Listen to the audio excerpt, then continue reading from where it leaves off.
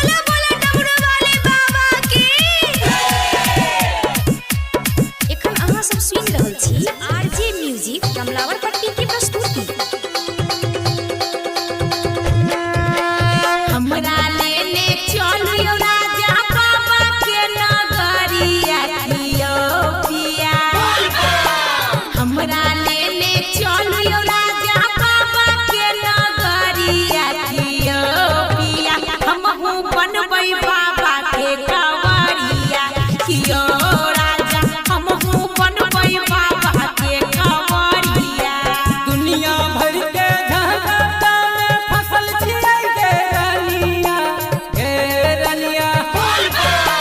दुनिया भर के झंझट में फसल छियै गे रनिया, गे रनिया। कोना जेबै बाबा के नगरिया, गे रनिया।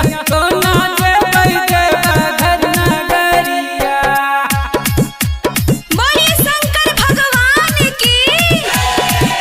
कियो राजा हमहू बनबै बाबा के कंवरिया।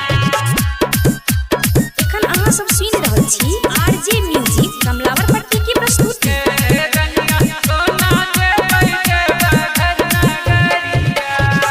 हर साल रहैया अहाँ के बहाना। इस बार देव घर अहीं संगे जाना। हिंदिया बुझेगी, बुझा देते हैं। हमर बात तुमको तो लगता है बहाना। इस बार तुमको है मम्मी संगे जाना। सुनो हो भोला बाबा सुनो खोलहो एकर खोपड़िया की हो बाबा। सुनी लो न हमर अरजिया की हो बाबा। सुनी लो न हमर अरजिया।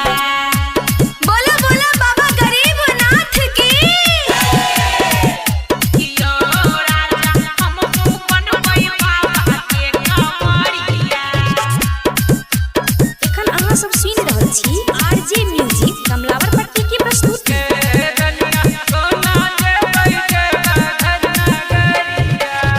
सोचे हैं तो जाएंगे ही तोहरे संगे राजा जी।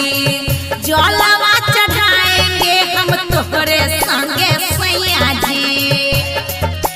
भाग बतैया कहीं के। मान लिया बात सुनू हमारा सजनिया।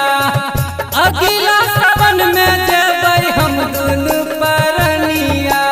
छोड़िए छोड़िए रोशन जी नहीं करेंगे गोहरिया की। देवरे संगे जाएंगे हम बाबा के नगरिया की। देवरे